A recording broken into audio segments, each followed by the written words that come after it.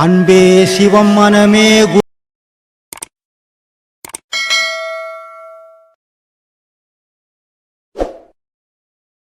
நான் வரல, நான் இல்லை அப்படின்னு யாரும் வருத்தப்படாதீங்க. என்னுடைய ஆன்மா உங்களோட தான் இருக்கும், உங்களுக்கு பாதுகாப்பாக தான் இருக்கும்.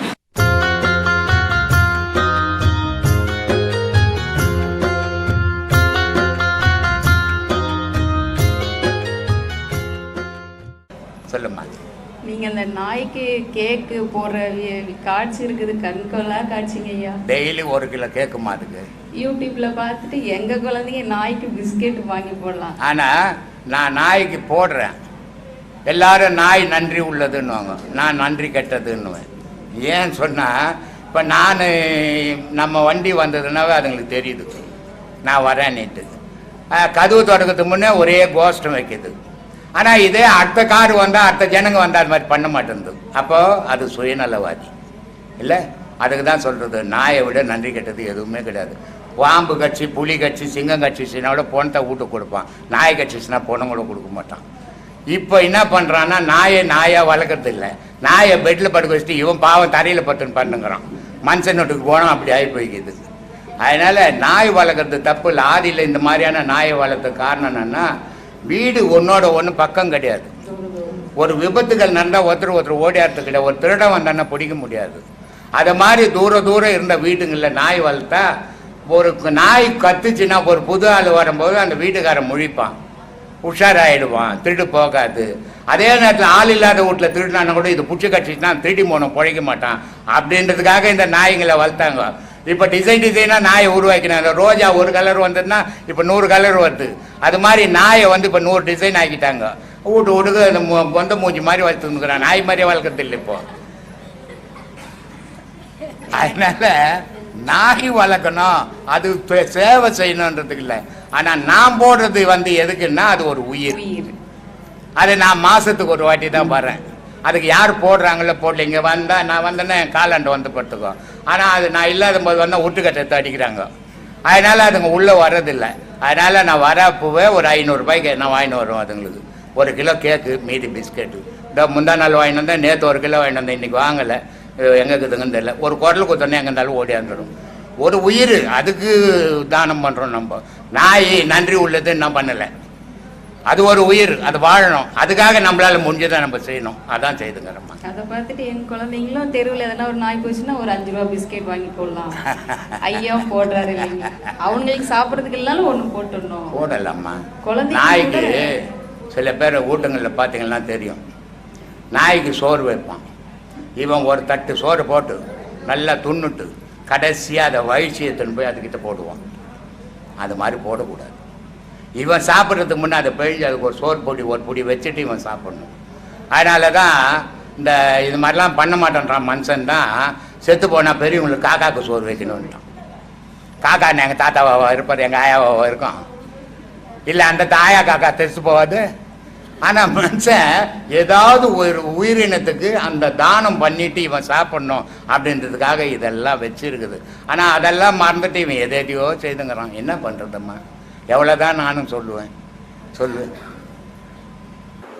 பல விஷயங்களில் நமக்கு வந்து ஒரு சில கருத்து வேறுபாடுகள் வீட்டில் வரும், வெளியில் வரும், வெளியில் கூட அதிகாரிகள் கிட்ட வரும். ஒரு துறையில் வேலை செய்யும்போது ஒரு கருத்து வேறுபாடு வரும். அந்த அதிகாரி சொல்கிறதெல்லாம் வந்து ஏற்றுக்கக்கூடிய மனப்பக்குவமே இவருக்கு வராது. ஏன்னா இவரும் ஒரு அந்த சக ஊழியர் தான். இருந்தாலும் அதிகாரின்னும் போது ஒரு போஸ்ட், ஒரு இது மேலே அவருன்னும் போது அவர் என்ன சொல்கிறாரோ செய்கிறது நம்ம கடமை. ஆனால் சில விஷயங்கள்லாம் அவங்க வேறு மாதிரி முடிவெடுத்து திங்க் பண்ணுவாங்க. இது சரியா, இவர் சொல்கிறது சரியா, இவர் சொல்கிறது தவறு, இவர் சொல்கிறது சரின்னு அதை ஆராயறதுக்கெல்லாம் உனக்கு வேலை கிடையாது. இப்படி தான் இந்த கருத்து வேறுபாடு வந்துடுது. வீட்டில் கூட அப்படி தான் வந்துடும். மனைவி ஒன்று சொல்லுவாங்க, கணவர் ஒன்று சொல்லுவார், ரெண்டுத்துக்கும் கருத்து வேறுபாடு வரும். ஆனால் எது சரி தவறுன்னு சீர்தூக்கி பார்க்கக்கூடிய அளவுக்கு அவங்களுக்கு அந்த பொறுமை இருக்காது. ஆனால் ஒரு சில விஷயங்களில் நீ சீர்தூக்கி பார்க்குறத விட உங்களுக்கு வந்து அதை சொல்லும் போதே உங்களுக்கு புரிஞ்சிடும் எது சரி எது தவறுன்னு புரிஞ்சிடும். தவறானதுக்கு ஆர்கியூ பண்ண வேண்டிய அவசியம் இல்லை, சைலண்ட்டாக விட்டுடலாம். வீட்டிலலாம் வந்து சைலண்ட்டாக விட்டுறணும். தவறான விஷயத்த ஆர்கியூ பண்ணால் அது பிரச்சனையில் போய் முடிஞ்சிடும். அதே மாதிரி நல்ல விஷயம்னா அவங்க சொன்ன உடனே செய்திடலாம், அதில் ஒரு தப்பும் கிடையாது. இதை ஏன் சொல்கிறேன்னு சொன்னால், இன்றைக்கி மிலிட்ரி இருக்குல்ல, இராணுவத்தில் போகிறாங்க. இராணுவத்தில் போய் பயிற்சிக்கு போகிறாங்க. முதல்ல பயிற்சி கொடுப்பாங்க.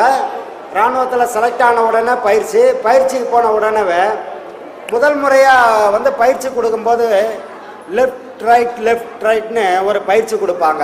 அட்டென்ஷன், ஸ்டாண்டர்டிஸ், இதை மாதிரி ஒரு சில பயிற்சி. அப்போ வலது காலை தூக்கி மேலே அடிக்கணும், குயிக் மார்ச், இதெல்லாம் வந்து பண்ணுவாங்க. இதை ஏன் பண்ணுறாங்க அப்படின்னா, சொல்கிறத இராணுவத்தை பொறுத்த வரைக்கும் அங்கே வந்து ஆராய்ச்சிக்கெல்லாம் வந்து இடம் கிடையாது.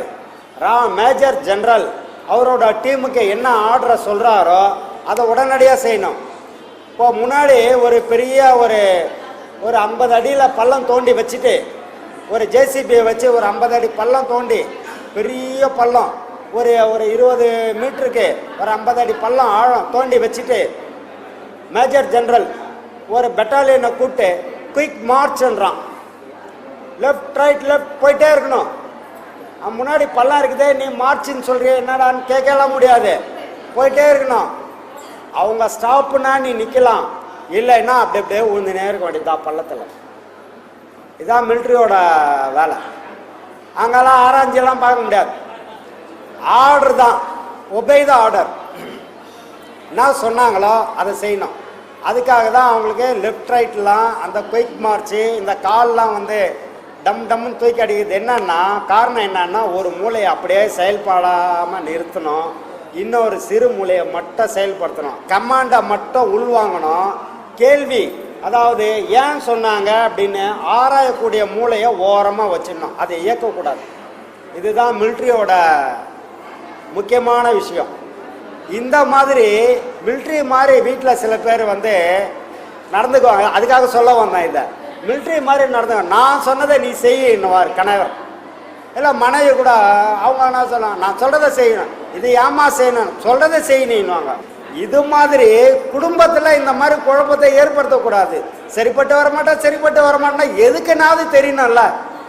அப்போது ஒரு சில விஷயங்களை ஃப்ராங்காக பேசி குடும்பத்தை நல்லபடியாக எடுத்துகிட்டு போகணும்.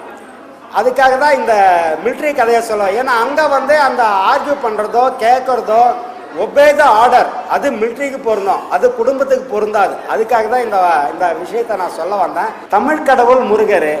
முதல்ல முத்தமிழ் குமரனால 3 தமிழ் இருக்கு. இசைத்தமிழ், நாடகத்தமிழ், நம்ம எழுதக்கூடிய இலக்கிய தமிழ்.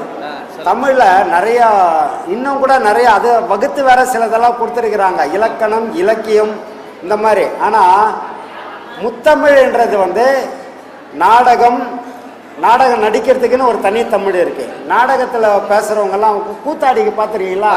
கூத்து ஆடுறவங்கெல்லாம் வந்து அவங்க பேசுகிற பேச்சுக்கள் வந்து ஒரு மாதிரி இருக்கும். வீட்டில் அப்படி பேச முடியாது, கூத்தில் வந்து அது மாதிரி பேசுவாங்க.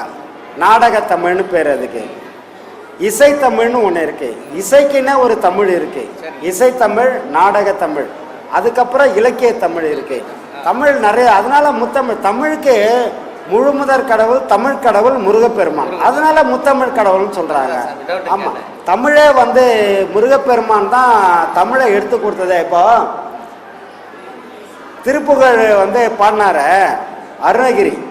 அருணகிரிநாதருக்கு, அவர் வந்து அவரோட வரலாறு எல்லாருக்கும் தெரிஞ்சிருக்கும், நிறைய படிச்சிருப்பீங்க, அதெல்லாம் சுற்றி வளர்ச்சியெல்லாம் போக தேவையில்ல. அருணகிரிநாதருக்கு வந்து முருகப்பெருமான் தான் காட்சி கொடுக்குறாரு. ஏன்னா அவரை காப்பாற்றினது அவர் தான். காட்சி கொடுக்கும்போது ஐயா என்னை ஏன் காப்பாற்றினேன்னு கேட்கும்போது இல்லை எல்லாத்துக்கும், ஏன்னா ஒவ்வொரு பிறவிக்கும் ஒரு இலக்கு இருக்குது, இலக்கை நோக்கி தான் ஒவ்வொரு பிறவியும் அமைஞ்சிருக்கு. அதனால் அவரோட இலக்கை என்னன்றத அருணகிரிக்கு தெரியலனாலும் முருகப்பெருமானுக்கு தெரிஞ்சு அவர் வந்து காப்பாற்றி நீ வந்து திருப்புகழ் பாடுப்பான்னு சொல்கிறாரு.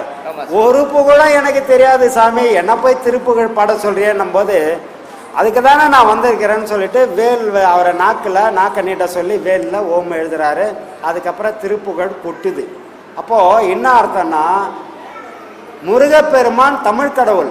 இந்த எழுதிட்ட உடனே ஐயா அப்படின்னும் சந்தத்தோட பாடு அப்படின்னு முருகன் சொல்லிட்டு மறைஞ்சிடறாரு. சந்தத்தோட பாடினா தமிழை கூடுன்னு கேட்குறாரு. யாரை கேட்குறாரு? முருகரை கேட்குறாரு. அப்போ முருகர் வந்து இந்தா தமிழ் பாடுனார். இவரு அருணகிரிநாதர் பிறப்பாருன்றதுக்காக தான் தமிழை கொண்டு வந்தாரு அப்படின்னே வந்து சில வரலாறு இலக்கியங்கள்லாம் வந்து பழைய இலக்கியங்கள்லாம் சொல்லுது. அப்போ முருகப்பெருமான் தமிழை கொண்டு வந்து அருணகிரிநாதருக்கு கொடுத்ததுனால இன்னைக்கு திருப்புகழ் வந்தது. இந்த திருப்புகழ் மாதிரி இனி வருங்காலங்களில் யாரும் இது வரைக்கும் பாடினதா இல்லை. அருணகிரிநாதருக்கு முன்னாடி யாரும் பாடினதில்லை, அவருக்கு பிறகும் யாரும் பாடினதில்லை, இனி யாரும் பாட போகிறதும் இல்லை. ஏன்னா அந்த பாடல், அந்த எதுகை, மோனை, சந்தம், தாளம், அந்த தாளக்கட்டு இதையெல்லாம், அதாவது ஒரு தாளக்கட்டு வச்சா அந்த தாளக்கட்டுக்கு ஏற்ற வார்த்தையை அதில் வைக்கணும், வச்சாதான் சந்தம் அமையும். அப்படி அந்த சந்தம் அமைஞ்சாதான் அந்த தாளக்கட்டோடு அந்த சந்தம் அமையும் போது தான் அது சரியாக சிறப்பாக வரும். அப்போ சந்தத்தையும் தாளத்தையும் பார்க்கணும் போது அந்த பொருளை அதில் பொருளையும் புகுத்தணும். அதில் தாளத்துக்கு ஏற்ற வார்த்தையை போட்டுடலாம், ஆனால் வார்த்தைக்கு பொருள் வேணும்ல. பொருள் இல்லாத ஒரு வார்த்தையை போட்டால் எந்த பிரயோஜனமும் இல்லையா? அப்போ அந்த பாட்டே வந்து வீணாக போயிடும். அப்போ அதில் அமைக்க வேண்டிய விஷயங்கள்ல சந்தம், தாளம், அதுக்கான பொருள், இது எல்லாத்தையும் இப்பெல்லாம் வந்து வேற மாதிரி பாடுறாங்க. எல்லாம் வந்து டியூன் போட்டுட்டு மெட்டு போட்டுட்டு மெட்டுக்கு ஏற்ற மாதிரி பாடல் அந்த மெட்டை கொடுத்துட்டாங்கன்னா அதுக்கேற்ற மாதிரி பாட்டை எழுதிடுறாங்க. இது அப்படி கிடையாது. சந்தத்துக்கேற்ற தமிழை பாடணும்னா முருகப்பெருமான் நேரடியாக வந்து தமிழை கொடுத்ததுனால அவர் திருப்புகழ் பாடினாரு. அதுக்கப்புறம் யாருக்கும் வந்து யாரும் போய் முருகப்பெருமான்கிட்ட கேட்கல, மேற்கொண்டு அது மாதிரி யாரும் பாடலை. நீங்கள் வேணால் கேட்டு பாருங்க, கொடுத்தா அது மாதிரி ஒரு பாட்டை பாடுங்க. நல்ல விஷயம். சொல்லுங்க ஐயா. சரிங்க. அவ்வளோதானா? நிறைய இருக்குது.